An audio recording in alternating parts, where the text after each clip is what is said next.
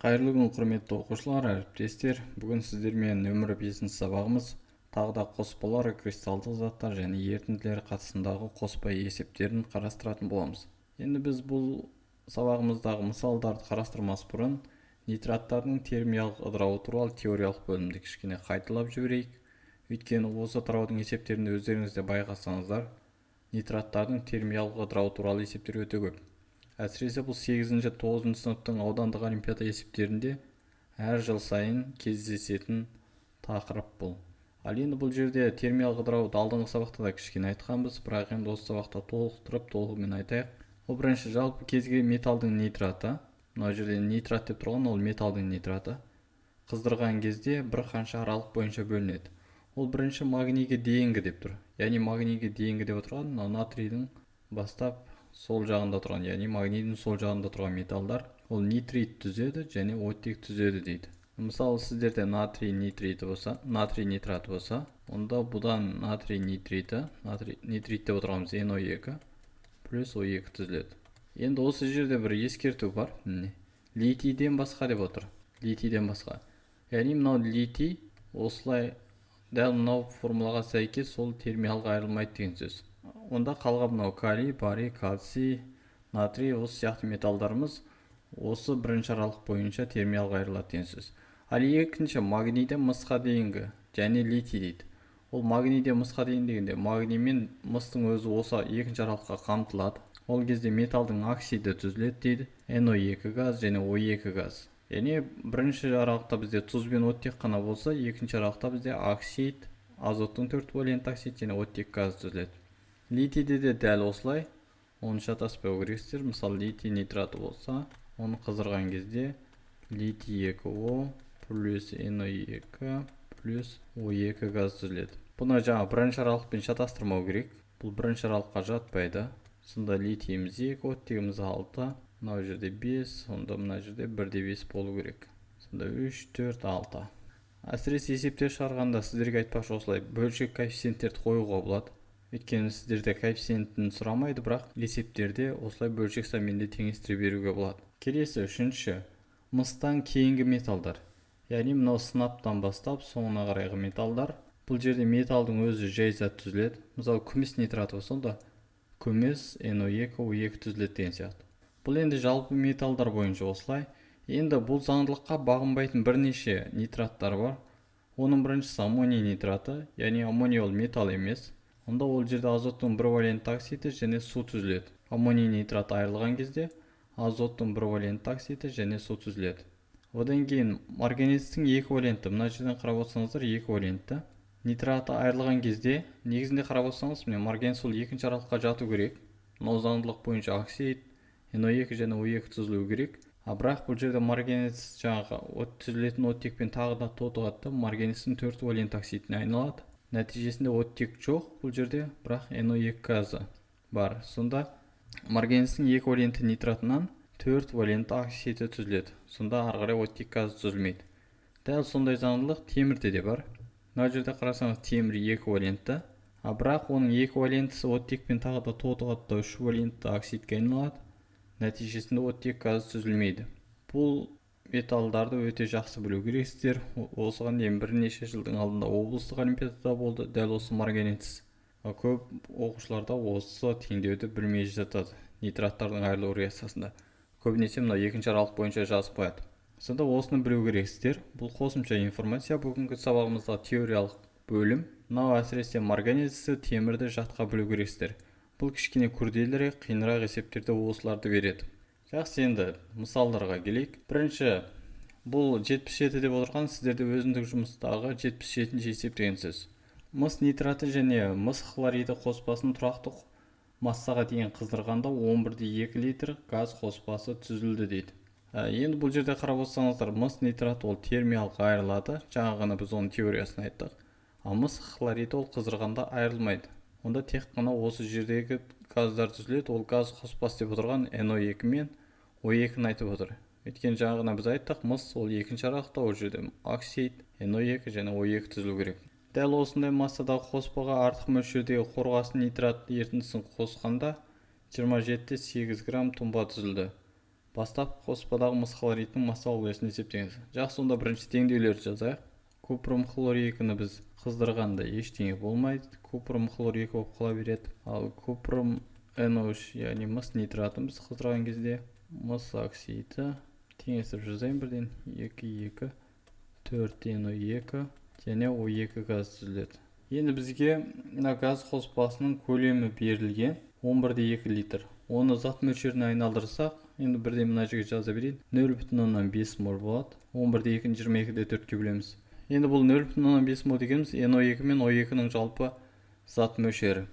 Онда біз мына нитраттың зат мөлшерін біз X деп алсақ, онда мына NO2-ның зат мөлшері 2-де 4 коэффициенті. Онда 2 есе көп деген сөз 2X болады. Ал оттектің зат мөлшері коэффициентіне қарасақ, нитратта 2, оттекте 1, яғни жартысындай. Онда зат мөлшеріміз 0,5X болады. Енді осыдан бірден мыс нитратының зат мөлшерін тауып алуға болады. Өйткені екеуінің қосындысы сіздерде 0,5 молға тең. Онда 2X плюс 0,5X тең 0,5 мол. Енді осыдан бізде мына екеуін қоссақ 2,5 болады, 0,5 2,5-ке бөлсек, сонда X-іміз тең 0,2 мол шығады. Бұл сіздерде мыс нитратының зат мөлшері, ары қарай оның массасын тауып қоюға болады. Масса купрум NO3 2. Зат мөлшері мен малярдық массасын көбейтеміз. Зат мөлшері жаңағы есептедік 0,2 мол болды. Малярдық масса мыс нитратынікі 188 грамм мол. Сонда массамыз 37,6 грамм. Мыс нитратының массасын тауып алдық.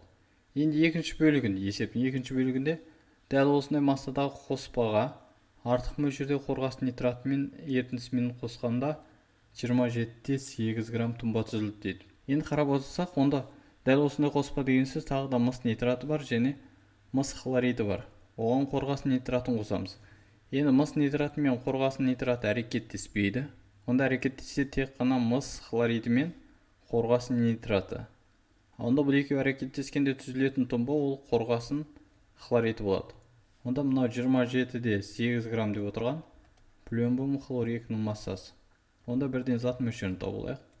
Зат мөлшері плюмбум хлор 2-міз масса бөлінген малярдық масса. Сонда бізде 27-де 8 граммды бөлеміз 278 грамм молға. Енді қорғасын 207, ары қарай малярдық массасын есептесек 278 шығады. Сонда 0,1 мол екен. Енді теңдеуді жазайық. Яғни бізде купрум NO3 пен 2 плюс плюмбум NO3 2 әрекеттеспейді. Реакция жоқ. Ал бізде мыс хлориді мен қорғасын нитрат әрекеттеседі. Нәтижесінде қорғасын хлориді және мыс нитраты түзілу керек. Енді осы жерден қарап отырсақ, міне мыс хлориді 1, қорғасын хлориді 1, яғни олардың зат мөлшерлері тең. Онда қорғасын хлоридтің зат мөлшерін жаңа ғана тапқанбыз 0,1 мол. Онда мыс хлоридтің зат мөлшері, мына жерге жазайын. Купрум хлор 2 тең плюмбум хлор 2 0,1 мол. Коэффициенттер арқылы анықтадық, олардың зат мөлшері тең екен. Ары қарай массасын табамыз. Масса купрум хлор 2-міз зат мөлшерін малярдық массасына көбейтеміз. Зат мөлшері 0,1 мол. Малярдық масса купрум хлор 2-де 135 грамм мол. Енді көбейтсек осыдан 13-те 5 грамм шығады. Енді бізде бастапқы қоспадағы екі металдың да массасы бар. Мыс нитратының массасы 37-де 6, мыс хлоридінің массасы 13-те 5 грамм. А бізден сұрап отырған мыс хлоридінің массалық үлесін. Мұнда омега купрум хлор 2-міз осы мыс хлоридінің массасын, яғни 13-те 5 граммды бөлеміз қоспаның массасына. Қоспаның массасы деп отырған мына екеуінің массасын қосамыз. 37-де 6-ға 13-те 5-ті қоссақ, онда бізде 51-де 1 грамм болу керек. 51,1 грамм. Көбейтеміз 100%-ке. Осыдан бөліп шығарсақ, бізде 26-да 42% шығады. 26,42%. Сонда есептің ең соңғы жауабы бізде 26-да 42%. Бұл есебіміз енді ешқандай жүйесіз есептедік. Жүйе бізде алған жоқпыз. Есептің бірінші берілген бөлігі бойынша бір тұздың массасын тауып алдық. Екінші берілген бөлігі бойынша екінші тұздың массасын таптық. Ары қарай бізде сол тұздардың қоспасын есептедік. Қоспа бойынша массалық үлес таптық. Бұл енді кішкене жеңілдеу есеп. Келесі бізде 86-шы есепте Мыс және темір шваленті нитраты қоспасын ауада қатты қыздырған, алынған қатты қалдықты күкірт қышқылымен өңдегенде 10 грамм тұздар қоспасы түзілген. Осы жерде мынау сөзге көңіл бөлу керек. Ауада қатты қыздырды дейді. Ауада қатты қыздырды. Көбінесе оқушылар ол темір нитрат айырылады деп қарайды. Бірақ ауада болғандықтан мынау мысымыз ауадағы оттекпен әрекеттесіп кетеді. Бұл жерде сонда екі реакция жүреді. Темір нитратының айырылу реакциясы, екіншісі мыстың ауадағы оттекпен әрекеттесуі, тотығуы. Екі реакция бар. Енді ары қарай алынған қатты қалдық. Яғни қатты қалдық деп отырған мына жерден темірдің швалент оксиді қалу керек. Мынау мыс оксиді болу керек. Сол қатты қалдықты күкірт қышқылымен өңдегенде. Күкірт қышқылымен өңдегенде онда бізде мыс сульфаты және темір швалент сульфат түзілу керек. Тағы да екі реакция бар. Сонда бізде мынау 10 грамм сол жаңа сульфаттардың массасы. Енді ары қарай осы тұздар қоспасын артық мөлшердегі калий гидроксид ерітіндісімен әрекеттестіргенде 597 грамм гидроксидтер қоспасы түзілген дейді. Сонда жаңағы мыс сульфаты мен темір швалент сульфатына калий гидроксидін қосқан, онда мыс гидроксиді және темір швалент гидроксиді түзілу керек. Сол гидроксидтердің массасы бізде 597 грамм. Сонда тағы екі реакция жазамыз. Бастапқы қоспадағы мыстың массалық үлесін есептеңіз. Сонда бұл есепте жалпы 6 реакция берілген. Бірінші сол реакциялар жазып шығайық. Бірінші ол мыстың оттекпен тотығуы. 2 мыс, бірден теңестіріп жазайын. 2 купрум түзіледі. Екінші темір нитратының термиялық айырылуы. Яғни феррум NO3 3 еселенген. Бірден теңестіріп жазайын. Мұнда 4 болу керек. Қыздырғанда 2 феррум 2O3 плюс 12 NO2 плюс 3O2. Бұл жерден швалентіден швалент оксид түзіледі. Ары қарай үшіншісі. Қатты қалдықтар деп отырған ол мыс оксиді және темір швалент оксиді. Солар тұзық қышқылмен әрекеттестіреді. Күкірт қышқылмен, тұзық қышқыл емес. H2S4-пен. Сонда купрум S4 плюс H2O. Бұл үшінші теңдеу. Төртінші теңдеуіміз темірдің швалент оксидімен 3H2S4 болу керек. Нәтижесінде темірдің швалент сульфат түзіледі. Феррум 2S4 3 еселенген және 3 су түзіледі. Енді ары қарай осы жерде мынау сульфаттарда сілті қосты. Ол 5-ші, 6-ші реакция. Яғни купрум SO4-ке калий OH-ты қостық. 2 калий OH. Нәтижесінде мыс гидроксиді түзіледі. Тұнба көк түсті және калий сульфаты. 6-ші реакциямыз ол темірдің швалент сульфаты. Бұл сульфатқа біз тағы да калий OH қосамыз. 6 калий OH. Сонда бізде 2 феррум 3 гидроксиді, қызыл қоңыр түсті тұнба бұл, және 3 калий сульфаты. Сонда бізде жалпы берілген реакцияларымыз осы, бұл есептегі.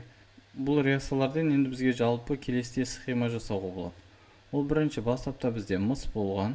Біз мыстан оксидін алдық. Оксидін ары қарай қышқылмен әрекеттестіріп тұзын алдық. Тұзын ары қарай сілтімен әрекеттестіріп гидроксидін алдық. Біздің жаңадан бері жазғанымыз осы схема, бірінші мыс бойынша. Ал темір бойынша бізде темірдің нитраты болған, NO3 3 еселенген. Оны біз қыздыру арқылы оксидін алдық, феррум 2O3. Одан ары қарай біз қышқыл қосып тұзын алдық, феррум 2SO4 3 еселенген. Оған ары қарай сілті қосып біз ерімейтін гидроксидін алдық, феррум OH3. Енді осы есептерде біз бұлардың зат мөлшерлерін білмейміз. Қанша моль екен, немесе қанша грамм екен бұлар берілмеген. Онда зат мөлшерлерін біз X, Y деп белгілейік. Мыстыкін X деп белгілейік. Темір нитратыныкін Y деп белгілейік. Сонда бізде қарап отырсақ, мына жерде мыс бойынша барлық коэффициенттер бірдей. Онда барлығында X болады. Ал енді темірде қарап отырсаңыздар, біріншіде 1 темір, екіншіде 2 темір. Онда мына алдында 2 деген коэффициент тұру керек. Ал енді мына жерде 2 тең, мына жерде 2, мында 1. Онда мына алдында 2 тұру керек. Бұл енді жаңа теңдеулерін қарасақ та міне 4-те 2 болып бір тең жартысындай, 2-де 1. Дәл сол қатынас. Бұны ескеру керек. Атом сандары тең болу керек темірдің бәрінде. Енді қарап болсақ, онда феррум 2O3-тің зат мөлшері бізде 2-де 1, онда мынау 0,5Y болу керек. 0,5Y. Мынау 0,5Y. Мына коэффициенттері бірдей екеуінің. Онда мынау да 0,5Y болу керек. Ал енді бізде феррум 2O3 міне 2 болып тұр. мынау 1-2. Онда 0,5 болса, мынау 2 есе көп болу керек, ол жай ғана y болу керек. Немесе мына бастапқы екеуінде коэффициенттер 2, онда y-те y болу керек. Бұл жері өте маңызды. Бұны жақсы білу керексіздер. Осылай есептеуді. Егер бұлай схема жасауды білмесеңіз, онда мынау жерден жүйе жасауға болады. Немесе бұлай да жүйе жасауға болады. Енді малярлық массалар бізде керектісі ол қай заттар? Бірінші мына тұздарды керек. Тұзымыз ол мыс сульфаты бізде 160 грамм моль малярлық массамыз. Темір 3 валент сульфат ол 400 грамм моль. Бұл өйткені бізге тұздардың массасы керек қазір. Екінші гидроксидтер. Гидроксид бізде мыс гидроксиді 98 грамм моль. Темір 3 валент гидроксиді ол бізде 107 грамм моль. Енді бізде барлық информациялар бар. Енді ең соңында теңдеулер жүйесін құру ғана қалды. Ол жүйеміз қандай? Сульфаттардың қосындысы 10 грамм болу керек. Онда ол массамыз зат мөлшерімен малярлық массаның көбейтіндісі. Мыс сульфатының зат мөлшерін біз x деп белгіледік. Малярлық массасы 160, онда 160x. Ал енді темір сульфаты зат мөлшері 0,5 y, малярлық массасы 400. Онда 400 0,5-ке көбейтсек, онда 200 болу керек. Оның тең жартысы. Онда 200 y. Осы тең 10-ға. Ал екінші теңдеуіміз ол мыс гидроксидтерінің массасы бойынша. Олардың массасы 597 грамм деп берілген. Мынау 2 зат мөлшері, малярлық массасы 98. Онда 98x плюс 107 y. Бұл бізде 597 граммға тең. 597 грамм. Осы жерден бізге мыс қалу керек. Онда мысты біз x пен белгілегенбіз. Онда y-ті жойып жібереміз. Y-ті жою үшін онда біз екінші теңдеуді көбейтеміз 200-ге. Бірінші теңдеуді көбейтеміз 107-ге. Мына 200 бен 107. Сонда біз 160-ты 107-ге көбейтсек 17120 шығады екен. 17120x. Плюс енді 200-ді көбейтпей қояйық, ол қысқарып кетеді қазір бәрібір. 10-ды 107-ге көбейтсек ол 1070. Ал енді 98-ді 200-ге көбейтсек, ол бізде 19600 болу керек. X. Енді 200 бен қысқарады, ол көбейтіп керегі жоқ. Тең енді 597-ні 200-ге көбейтсек 1194 шығу керек. Енді осыдан екінші теңдеу үлкенірек, онда екіншісінен біріншісін азайтайық. Онда бізде мына жерден қалу керек 2480 x. Мына жерден қалу керек бізде 124. Енді осыдан x-ті тапсақ 124-ті 2480-ге бөлеміз. 0,105 моль. Бұл x деп отырғанымыз мыстың зат мөлшері, көпірдің зат мөлшері. Ары қарай оның массасын табуға болады. Масса мысымыз зат мөлшерімен малярлық массасын көбейтеміз. Яғни 0,105 мольді көбейтеміз 64 грамм мольға. Жалпы бірлік бізде грамм шығады. Енді осыдан бізде масса мысымыз 3,2 грамм шығады. Енді екінші бізге керек қоспаның массасын табу үшін темір нитратының массасы керек. Онда бізге мына жерден y-ті де табу керек. Y-ті енді мынау теңдеуден табуға болады. Біз x-тің мәнін білеміз. X бізде 0,105 болған. Онда 160-ты 0,105-ке көбейтсек, ол бізде 8 грамм болу керек. Плюс 200 y тең 10-ға. Енді осыдан 10-нан 8-ді азайтсақ 2, 2-ні 200-ге бөлсек 0,101 моль. Онда бізде y-іміз 0,101. Мына 8 қайдан шыққанын түсініп тұрсыздар деп ойлаймын. 160 ол өзі берілген. X бізде 0,105. Сонда 160-ты 0,105-ке көбейткенде 8 шығады. Мен бірден көбейтіп жазып қойдым. Енді ары қарай бізде масса темір нитраты керек. Феррум NO3 3 еселенген. Бұл жерде зат мөлшерімен малярлық массасын көбейтеміз. Зат мөлшері бізде жаңағыны есептедік 0,101 моль. Малярлық масса темір нитратынікі бізде 242. Жалпы бірлік бізде грамм шығу керек. Енді осыны көбейтсек 2,42 грамм шығады. Енді бізде қарап болсақ міне. Мыстың массасы бар, темір нитратының массасы бар. Бізден сұрап отырғаны бастап қоспадағы мыстың массалы қойыз. Онда омега мысымыз мыстың массасын, яғни 3,2 граммды бөлеміз қоспаның массасына. Қоспаның массасын екеуін қосамыз, ол бізде 5,62 болу керек. 62 грамм. Көбейтеміз 100%-ке. осыдан бізде ең соңғы жауап жоқтап 57% болу керек. 57%. Есебіміздің ең соңғы жауабы 57% мыс бар екен бастапқы қоспада.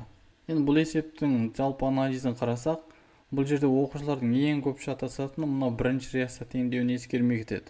Яғни қыздырғанда дегенде көбінесе оқушылар бірден жаңа нитраттың айырылу реакциясын жасады, бірақ мысты ескермей кетеді. Ары қарай бізде күкірт қышқылын қосты дегенде көбінесе мыс пен күкірт қышқылының реакциясын жазып қояды. Олай емес, бізде мыс әдетте күкірт қышқылмен әрекеттеспейді, өйткені ол сутектен кейін тұр. Онда ол жаңағы ашық ауада оттекпен әрекеттесіп, оксид түзді, оксиді қышқылмен әрекеттесе береді. Осылай жасауға болады. Енді одан кейін екінші бір жолы, енді мен сіздерге мынандай бір жолын көрсеттім. Екінші жолы ол есепте сізде былай жасауға болады. Мынаны сіз x деп алсаңыз, оксид сізде x болады. Онда мыс оксид x болса, сульфат сізде x болады. Сульфат сізде x болса, онда гидроксид сізде x болады. Екінші, сіздерде нитрат y деп алдық.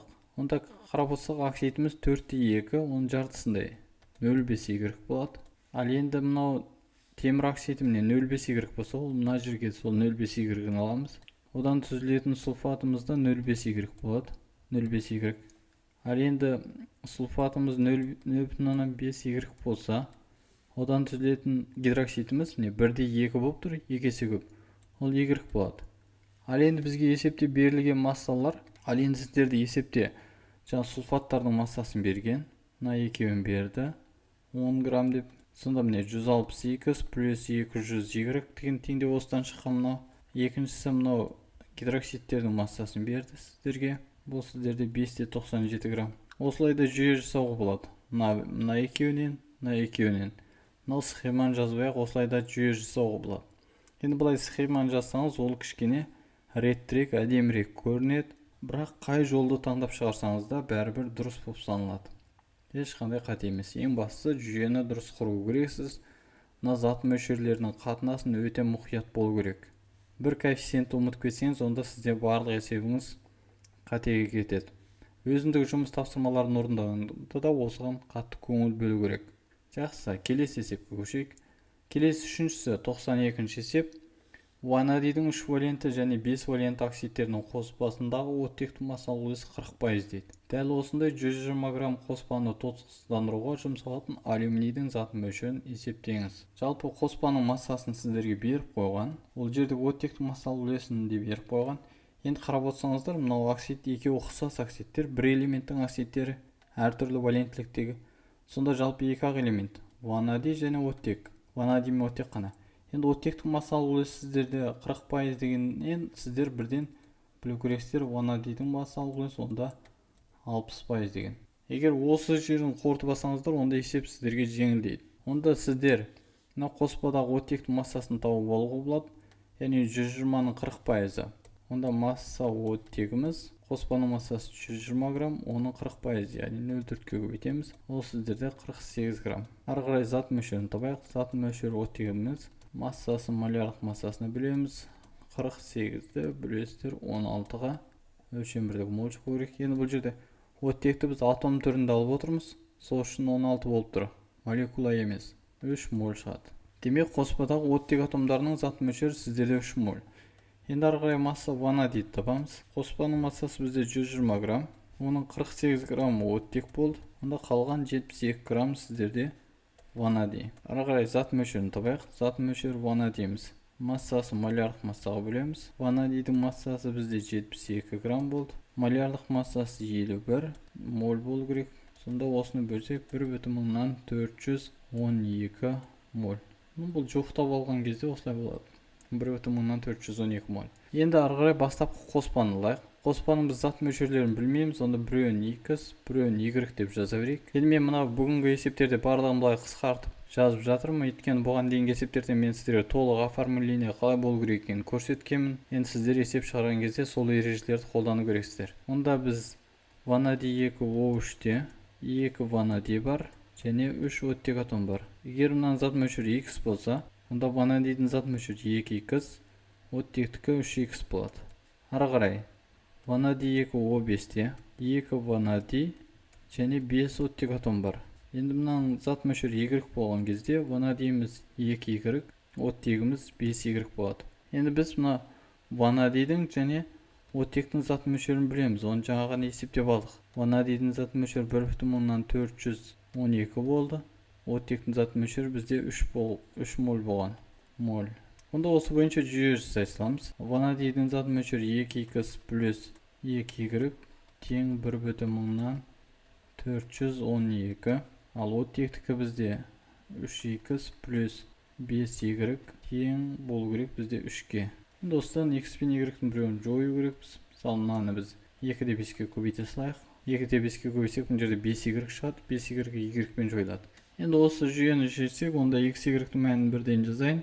X-іміз бізде 0,265 моль болады. Ал y-іміз бізде 0,441 моль болады. Яғни біз бағанағы ең басындағы оксидтердің зат мөлшерлерін тауып алдық. Бізден сұрағаны сол оксидтерді тозсыздандыруға жұмсалатын алюминийдің зат мөлшері деген. Онда біз енді теңдеуді жазамыз. Ол теңдеуіміз ванадийдің 3 валентті оксидін алюминий қосамыз. 2 алюминий бірден теңестіріп жазайын. Онда алюминий 2O3 плюс ванадий 2 ванадий шығу керек. Екіншісі ванадий 2O5 плюс алюминий. Онда бізде алюминий 2O3 плюс ванадий шығу керек. Енді оттекті теңестірсек, мына жерде 3, 5, сонда мына 5 қоямыз, мынаған 3 қоямыз, сонда ванадий 6, алюминий 10 болу керек. Енді ванадий оксиді бізде коэффициенті 1, алюминийде 2, ал бұның зат мөлшері бізде 0,265, онда мынаның зат мөлшері бізде 2 есе көп болу керек, онда 0,153 моль. Енді дәл осылай екінші теңдеудегі алюминийдің зат мөлшерін табамыз.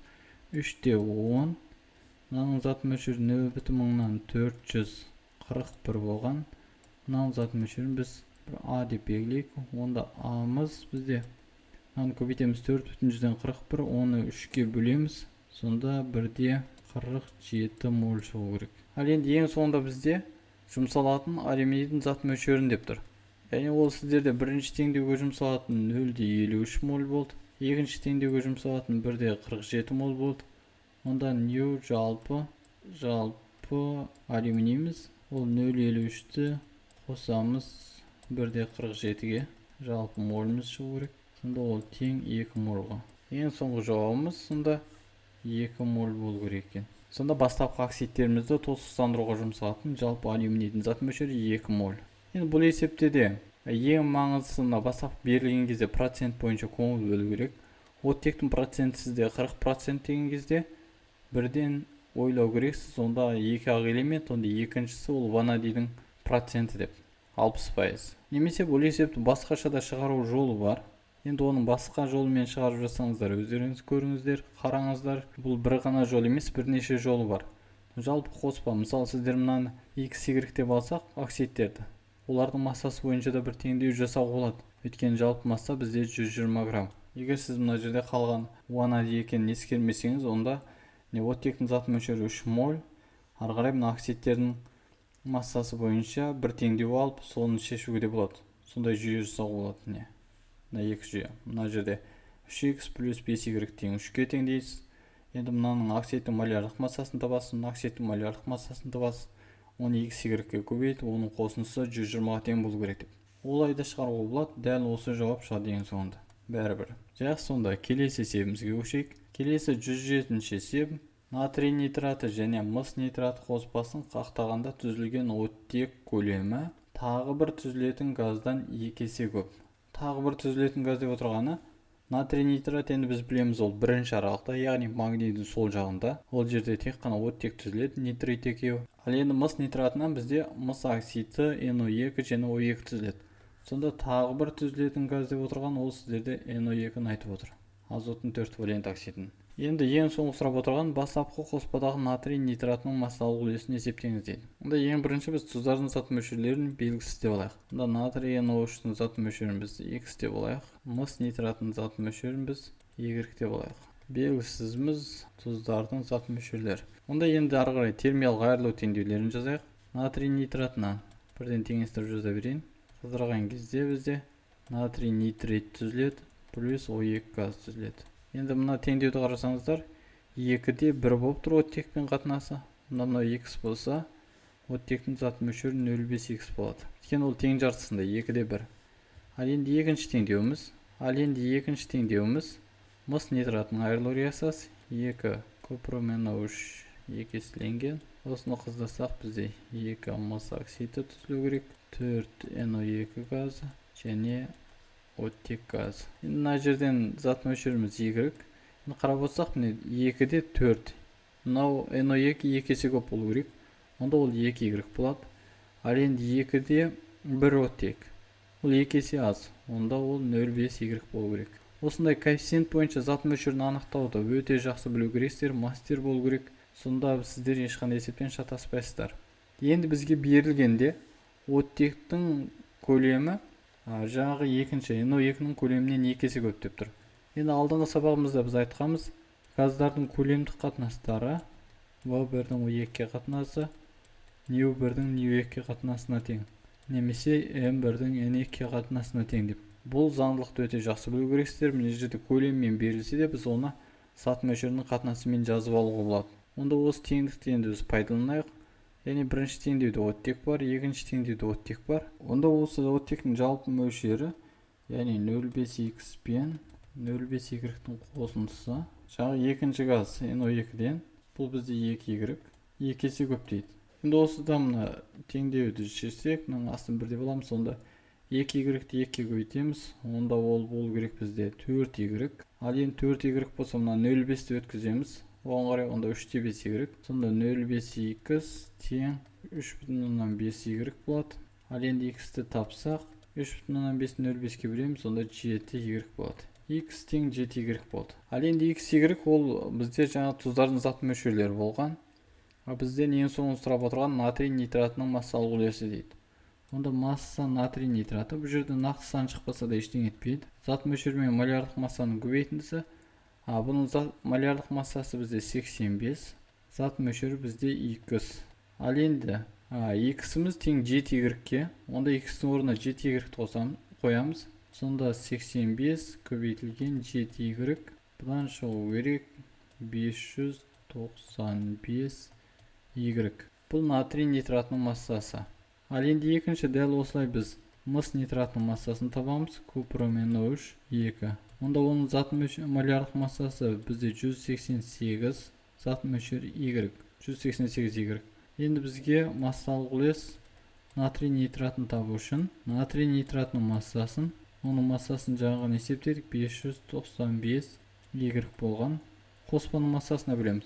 Енді қоспаның массасы деп отырған, ол натрий нитратының массасы 595, мыс нитратының массасы 188. Екеуін қоссақ, 5-ті 8-ге қоссақ, 3, 17, 18, 6, 7, 783Y. Енді осы жерден бізде көбейтеміз 100%-ке.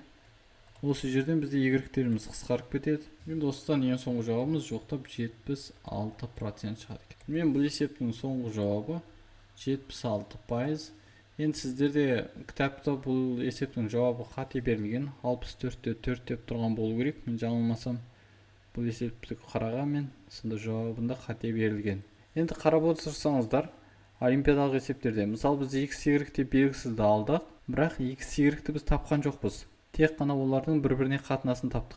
Яғни x тең 7y екенін ғана таптық. Сол бойынша ең соңғы массалық үлесті есептей салдық. Массалық үлесте ол y-тер өздігімен қысқарып кетті. Осындай да есеп болады. Яғни сіздерге x-y-ті таппайды есептің соңғы жауабына жетуге болады екен. Енді бұл есепте тағы да екінші бір шығару жолы бар. Сізде міне 2 есе деген сөзден басқа ешқандай сан жоқ. Онда бұлай жасауға болады. Бастапқы нитраттардың қосындысын сіздерге 100 грамм деп алуға болады. Мынадай есепте. Өйткені сізде соңғы массалық үлес сұрап отыр. Онда 100 грамм деп алсаңдар, онда сіздерде жүйе жасауға болады. Ол жүйенің бір теңдеуі міне мынау болады. Жаңа газдардың қатынасы бойынша. Екінші мына тұздардың массасы бойынша 100 грамм деп алсақ, онда мынау 85x плюс 188y тең 100-ге деген. Сол бойынша x-y нақты бір сандар шығады. Сол нақты сандар бойынша массасын тауып, ары қарай массалық үлесін тапсақ, бәрібір ол ең соңында 76% шығады. Олай да жасау болады. Бұл есептің екінші шешу жолы қоспаны 100 грамм деп алу. Жақсы, келесі есепке көшейік. Кальций фосфаты мен алюминий сульфаты қоспасындағы аниондардың саны катиондар санынан 1,333 есе көп. Осы жерде мынау санға көңіл бөлу керек. Қатынас дегенде осындай бір жиі кездесетін сандарды білу керексіздер. Мысалы, мынау қатынас сіздерде катиондар санының аниондар санына қатынасы, яғни N анионның N катионға қатынасы. 1,333 деген. Бұл деген сөз 4-тің 3-ке қатынасы дегенді білдіреді. Олимпиадниктер бұндай сандарды өте жақсы білу керек деп ойлаймын. Өйткені сіз міне 4-ті 3-ке бөлсеңіз дәл осы сан шығады. Бұл қатынасты, мынау санды сіз бүтін сан күйінде бұлай жазылуын білу керексіз. Көбінесе ондай сандар мысалы 0,25 деп келеді. 0,25 болса ол 1-дің 4-ке қатынасы. Немесе 1,25 деп келуі мүмкін. 1,25 болса ол 5-дің 4-ке қатынасы. Осындай жиі кездесетін сандарды жаттап алу керек. Міне 0,333 деп тұрса, яғни 333 деп тұрса, онда ол әр қашан 1-дің 3-ке немесе 4-дің 3-ке деген сияқты. Бүтініне байланысты. Жақсы. Арға есебіміз қарай берейік. Қоспадағы кальций фосфатының массалық үлесін есептеңіз дейді. Онда біз тағы да мынау жерде зат мөлшерлерін x, y деп аламыз. Енді бұл жерде ол ерітіндісі деп еш нәрсе айтпаған, онда мүмкін оның балқымасын иондарға бөлген, бұл мүмкін жалпы екеуі де ионға бөлінеді. Өйткені катиондар, аниондар деп көпше түрде айтып отыр. Онда кальций фосфатын ионға бөлсек, бізде 3 кальций 2+, әдетте суда ерімейді, бірақ енді аниондар деп айтып отырған үшін ол ионға бөлінеді деп қараймыз. Демек, балқымасы болуы әбден мүмкін. Ал екіншісі бізде алюминий сульфаты. Алюминий 2 SO4 3-те, 2 алюминий 3+, және 3 сульфат 2-. Енді осы жерден бізде фосфатымыз X болса, кальциеміз 3X, фосфатымыз 2X. Алюминий сульфат Y болса, онда алюминийіміз 2Y, сульфатымыз 3Y. Енді бізге берілгенде аниондардың катиондарға қатынасы. Аниондарымыз мына екеуі. Онда ол сіздерде 2X плюс 3Y. Осының катиондарға 3X плюс 2Y-ке қатынасы 4-тің 3-ке қатынасындай. Яғни мынау санды біз 4-тің 3-ке деп жазып алсақ, онда есебімізді әлде қайда жеңілдетеді. Енді осыдан көбейтіп бөлсек, бұлай көбейте саламыз пропорцияның қасиеті бойынша. Сонда 12X плюс 8Y тең 6X плюс 9Y. Енді Y-ті бір жағына, X-ті бір жағына өткізсек, онда Y тең 6X деген теңдік шығады. Енді есеп ары қарай дәл жаңағы осының алдындағы есеп сияқты. Онда бізде масса кальций фосфатын тапсақ, кальций 3 по 4 2-міз. Ол зат мөлшерімен молярлық массаның көбейтіндісі, молярлық массасы кальций фосфатының 310. Зат мөлшерін біз X деп алғанбыз. Онда 310X. Ал енді масса алюминий сульфаты, алюминий 2 SO4 3-мізде. Молярлық массасы бізде 342. Оның зат мөлшері бізде Y болған. Ал енді Y-тің орнына біз 6X-ті қоямыз. Сонда 342-ні көбейтеміз 6X-ке. Осыдан бізде шығу керек 2052X. 2052X. X-ін тауып алдық. Енді ары қарай бізге есептің соңында кальций фосфатының массалық үлесін сұраған. Онда омега кальций 3 по 4 2 еселенген. Ол кальций фосфатының массасын, яғни 310X-ті бөлеміз қоспаның массасына. Қоспа деп отырғанымыз ол кальций фосфатының және мына алюминий сульфатының массасын қосамыз. Онда 310-ды 2052-ке қоссақ, онда бізде 2362X болады. Көбейтеміз 100%-ке. Осыдан соңғы жауабымыз бізде 13,12%. Осындай жауап шығу керек. Сонда ең соңғы жауабымыз қоспадағы кальций фосфатының массалық үлесі 13,12% екен. Сонда бұл есепте ең маңыздысы мынау сандық қатынасты 4-тің 3-ке келгенін білу керексіздер. Екінші, мына жерде есеп осының алдындағы есепке ұқсайды формасы жағынан. Мынаның массасын сіздерге 100 грамм деп ала салуға да болады. Солай да шығаруға болады. Немесе бұлай ең соңында X пен Y-тің қатынасын тауып алып, ары қарай есептей салуға да болады. X-тер мына жерде қысқарып кетеді бөлген кезде. Жақсы, бұл есепте түсінікті деп ойлаймын. Келесі 111-ші есеп екен. Массасы 34 грамм феррум 4 пен алюминий қоспасын стеохиометриялық мольдік қатынаста алып қыздырған дейді. Осы маңызды сөз стихиометриялық мольдік қатынаста деген. Яғни бұл зат мөлшерлері дәл теңдеудегідей мөлшерде алынған деген сөз. Онда теңдеуді жазайық. Бірінші фермүш О4 плюс алюминий. Бұл орын басу реакциясы. Сонда бізде темір түзілу керек және алюминий оксиді түзілу керек. Алюминий О3. Енді теңестірсек 4 пен 3 теңестіру үшін мұнда 4, мұнда 3 қоямыз. Онда теміріміз 9 болу керек, алюминийіміз 8 болу керек. Осылай теңесті. Стихиометриялық мольдік қатынаста деген сөз, ол екеуінің қатынасы 3-тің 8-ге қатынасында деген сөз. Зат мөлшерлерінің қатынасы. Яғни нью фермүш О4-тің нью алюминийға қатынасы тең 3-тің 8-ге қатынасында деген сөз. Ал енді біз зат мөлшерлерін нақты қанша екенін білмейміз. Онда біз мынаның зат мөлшерін 3х деп алуға болады. Мынаның зат мөлшерін біз 8х деп алуға болады. Неге 3х, неге 8х дегенде, олардың қатынастары 3-тің 8-ге қатынасы, мына коэффициенттеріне сәйкес. Онда біз жалпы зат мөлшері қанша екенін білмейміз. Х деп алсақ, онда мынаның зат мөлшері 3х, а келесінікі 8х болады. Енді жалпы масса берілген бізге. Онда осы бойынша біз әрқайсысы неше грамм екенін анықтауға болады. Соңында бізде сұраған не? Реакция толық жүрді. Нәтижесінде темір және алюминий оксиді түзілді. Мыналарды айтып отыр. Соңғы қатты қоспадағы алюминий оксидінің массалық үлесін есептеңіз. Яғни соңғы қатты қоспа деген мына екеуінің массасы. Осы жердегі омега алюминий 2O3-ті сұрап отыр. Қанша дейді? Онда бізге бірінші мына қоспадағы X-ті анықтап алу керекпіз. Онда бізде массамыз әдетте зат мөлшері мен молярлық массаның көбейтіндісі. Онда фермүш О4-тің молярлық массасы бізде 232 болу керек. Онда оның зат мөлшері бізде 3х. 232-ні көбейтеміз 3х-ке. Оған қосамыз алюминийдің массасы бізде. Алюминийдің молярлық массасы бізде 27. Оны көбейтеміз. Зат мөлшері бізде 8х. Сонда осының жалпы массасы бізде 30,4 деген. Ал енді мынаны көбейтіп қоссақ, ол бізде 912х болады. Тең 30,4-ке. Бұдан х-іміз 30,4-ті бөлеміз 912-ге. Енді осы жерде мынау сан нақты бөлінбейді. Бірақ енді өте көп олимпиадаға қатысқан олимпиадниктер бұны бірден көру керек. Мысалы, мынау 304 болса, 912 оның 3 есесі.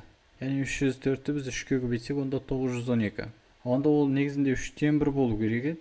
Бірақ бізде ол 304 емес, 30,4.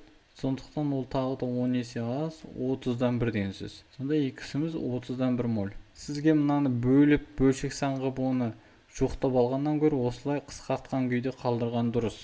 Өйткені есептің бұл соңғы жауабы емес, ары қарай біз тағы да есептеу керекпіз. Енді оны соңғы жауабымызды табу үшін бізге керек алюминий оксидінің массасы. Онда мына коэффициенттер бойынша мына 3х, мына 8х, онда мынаның зат мөлшері 4х деген сөз. Онда бізде зат мөлшері алюминий 2O3-іміз, ол 4х, сонда 4 көбейтілген х-тің орнында бізде 30-дан 1 бар.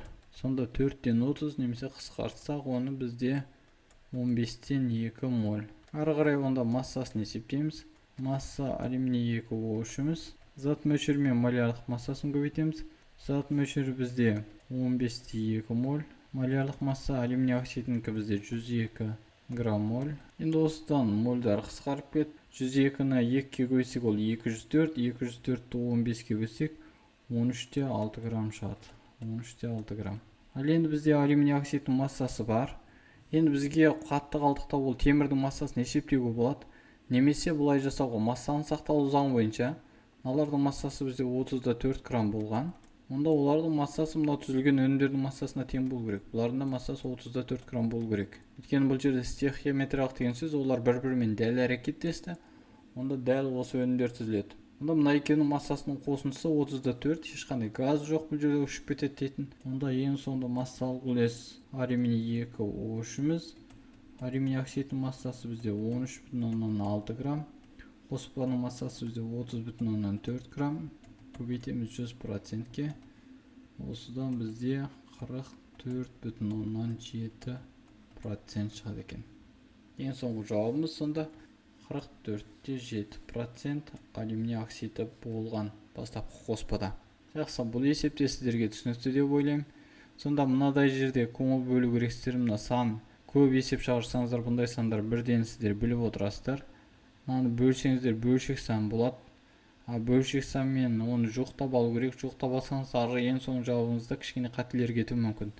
Сонда мүмкіндігінше жоқтамауға тырысу керек. Ол үшін қысқарту керексіздер. Тіпті қалай, егер мына қатынасты білмей жатсаңызда, сіз астыңғы санды үстіңгі санға бөліп көруге де болады. Өйткені калькулятор қолдануға болады.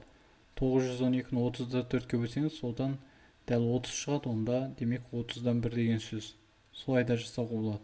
Тіпті ешқандай бөлінбейтін жағдайдың өзінде, қысқартылмайтын жағдайдың өзінде сізге осылай қалдыра салған ыңғайлы. Яғни 912-ден 30-4 деп ары қарай x бойынша сізде мынаны 4 болу керек. Мұнда 4-ке көбейтесіз 30-4-ті. Ары қарай оны 102-ге көбейтесіз. Солай ең соңында бірақ жоқтау керексіз. Мына қысқартуды білмеген күннің өзінде солай жасау керек. Жақсы, ең соңғы есебіміз бүгінгі магний мен алюминий құймасындағы магнийдің массалық үлесі 24% еді. Осындай қоспаны күкірт қышқылмен өңдегенде 28 литр сутек газы алыну үшін қажетті құйманың массасын есептеңіз дейді. Сіздерде құйма берілген. Бұл құймада магний бар және алюминий бар. Енді осы жердегі массалық үлес магнийіміз бізде 24% деп отыр. Онда алюминийіміз бізде 76% деген сөз. Жалпы олардың проценті 100-ді құрау керек. Енді біз массасы қанша екенін білмейміз, онда масса қоспаны біз x деп алайық. Онда егер қоспаның массасы x болса, онда магнийдің массасы осы x-тің 24%, яғни 0,24x болады. А масса алюминийіміз ол 0,76x болады. Яғни бізде әрқайсының массалар бар. Енді ары қарай теңдеу бойынша қарайық. Магнийге күкірт қышқылын қостық. Онда магний сульфаты плюс H2 газ шығып отыр. Екіншісі алюминийге күкірт қышқылын қостық. 2, 3 алюминий сульфаты және сутек газ шығып отыр. Енді осы жерден бізге магнийдің массасы 0,24x, алюминийдің массасы 0,76x. Енді магнийдің молярлық массасы бізде 24. Сутектің бізде зат мөлшерін алайық. 1, онда А деп белгілейік, өйткені мұнда x бар бізде. Осыдан А-ны есептесек, ол 1-ді 0,24x-ке көбейтеміз, оны 24-ке бөлеміз, сонда 0,1x. Бұл сутектің зат мөлшері бірінші реакциядан түзілген. Енді екінші реакцияда мына жерде 54. Бізде сутектің астында 3 болу керек. Бұның зат мөлшерін біз бір b деп белгілейік. Не тең b деп белгілейік. Онда осыдан b-ны тапсақ, 0,76x-ті көбейтеміз 3-ке, оны бөлеміз 54-ке, сонда бізде бұдан b-мыз бөлшек сан шығады 0,0422 осындай бір 4 орынға дейін алайық. Моль шығады. X моль. Енді бізде А мен бұның қосындысы ол сутектердің зат мөлшерлері. Ал сутектің бізде көлем берілген, оның зат мөлшерін табуға болады. Онда H2-міз көлемін молярлық көлемге бөлеміз. Онда бізде жаңағы 28 литрді бөлеміз 22-де 4-ке моль. Осыдан бізде 1,25 моль шығады.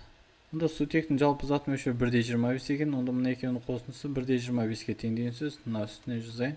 Онда 0,101x плюс 0,0422x тең 1,25-ке. Енді мынаны қосамыз. Онда x табу үшін бізге 1,25-ті бөлеміз. Мынаның қосындысы 0,0522. Енді осыдан біз соңғы жауапты естісек, ол жоқтап 23,9 грамм шығады екен. Енді осы жерден қарап отырсақ, бізде x деп отырғанымыз ол бастапқы қоспаның массасы еді. Онда қоспаның массасы бізде 23,9 грамм. Бізден сұрап отырғанда осы құйманың массасын есептеңіз деді. X-ті. Енді қарап отырсаңыздар, мынау есепте біз зат мөлшерін емес, қоспаның массасын x деп алдық. Әдетте біз жүйе құрғанда зат мөлшерлерін x y деп аламыз. Енді мына жерде бізде бастапқы берілгенде массасы 24% деп берілген. Сол үшін біз жалпы қоспаның массасын x деп алдық. Енді бұл жерде тағы да басқадай, мысалы магнийдің зат мөлшерін X, алюминийдің зат мөлшерін Y деп алып жүйе құрып олай есептеуге болады, олай да шығаруға болады. Егер ондай жүйе құрамыз десек, онда бізде мысалы мына жерде X-тен X болады, Y-тен бізде 1,5Y болады. Сонда біздің жүйеміз келесідей болады: X плюс 1,5Y тең 1,25 моль. Бұл сутек бойынша. Екінші бізде мына жерде магнийдің массалық үлесі бойынша жасаймыз. Онда магнийдің массалық үлесі бойынша болғанда магнийдің массасы бізде зат мөлшерімен молярлық массасын көбейтеміз, 24X болады. Енді қоспаның массасы бізде 24X плюс 27Y болады. Өйткені магнийдің молярлық массасы 24, зат мөлшерін X деп белгіледік. Жаңағы алюминийдің массасы табу үшін оның зат мөлшерін Y, молярлық массасы 27. Енді осыдан магнийдің массалық үлесін табу үшін магнийдің массасын қоспаның массасына білеміз. Осы тең 0,124-ке. Яғни мына 24%-ға. Енді осы жүйені шешсеңіздер де бәрібір ең соңғы жауабы 23,9 грамм шығады. Сонда олимпиаданың есептерінде ол қатып қалған бір ғана жолы бар деген сөз емес. Мен сіздерге сол бір қанша жолдың тек қана біреуін көрсеттім. Оны әртүрлі жолдармен шығара беруге де болады. Мысалы, мынау екінші жол, екінші теңдеу. Осылай да жасауға болады. Сонымен құрметті оқушылар және әріптестер, сонымен біздің бүгінгі 5-ші сабағымыз да соңына жетті. Енді бұл сабақта мен сіздерге есептер шығарудың бірқанша тәсілдерін көрсеттім деп ойлаймын. Бұл жерде олимпиадада шектеу болмау керек, сіздерде әрқашан осы бір ғана жолы бар деген бір қанша жолы болады.